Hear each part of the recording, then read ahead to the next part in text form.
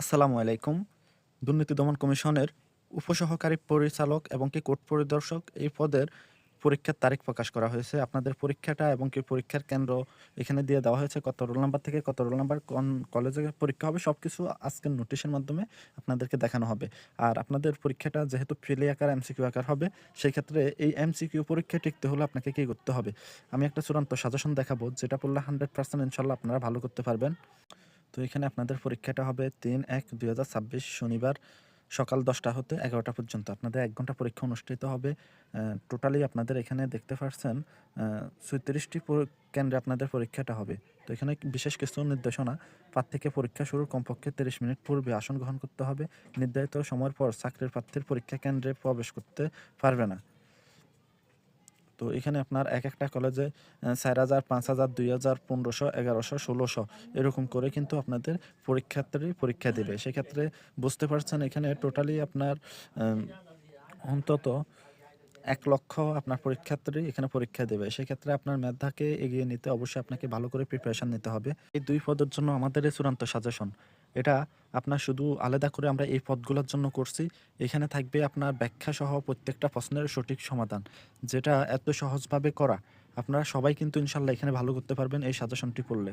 আমাদের এখানে প্রত্যেকটা প্রশ্নের ব্যাখ্যা থাকবে যাতে আপনি সহজে বুঝতে পারেন এবং কি যে প্রশ্নগুলা গুরুত্বপূর্ণ ব্যাখ্যা আকারে নিচে ওগুলার পাশাপাশি যে প্রশ্নগুলা থাকবে ওগুলোও দিয়ে দেওয়া হবে। তো আপনারা একটা বাদ যদি এগুলো পড়ে যেতে পারেন, এখানে ভালো করতে পারবেন। যারা ইংরেজিতে একটু দুর্বল তাদের জন্য বিশেষ করে আমরা এমনভাবে এটা তৈরি করছি যাতে আপনি সহজে বুঝে নিতে পারেন।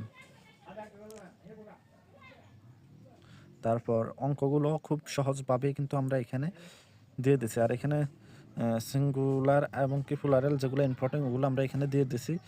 যেগুলোর ব্যাখ্যার প্রয়োজন ওগুলোতে ব্যাখ্যা আকারে ইম্পর্টেন্টগুলো ব্যাখ্যাতে দিয়ে দিছি। তো ইনশাআল্লাহ আপনারা এগুলা পড়বেন। ট্রান্সলেশনও যেগুলো গুরুত্বপূর্ণ ওগুলো এখানে থাকবে। তারপর আর্টিকেল যেগুলো প্রয়োজন ওগুলো আমরা এখানে দিছি। সবগুলা কিন্তু আপডেটগুলা আমাদের এই সাজেশনে। তো ইনশাআল্লাহ এগুলা একবার দেখলে আপনারা বুঝে যাবেন। তো আমাদের এই সাজেশনের বাইরে আপনি একটা প্রশ্ন ইনশাআল্লাহ আশা করি পাবেন না। শুধু আপনাকে পড়তে হবে। একটা প্রশ্ন পড়লে অন্তত আরও ১০-১৫টা প্রশ্ন আপনি অটোমেটিক জেনে যাবেন সেই ব্যাখ্যাটা দেখলে। সেই ক্ষেত্রে এই সাজেশনের কোনো বিকল্প নেই। আপনারা এটা অবশ্যই পড়বেন। এখানে ডক্টর ইউনূস সম্পর্কে, জুলাই গণঅভ্যুত্থান সম্পর্কে প্রশ্নও থাকবে।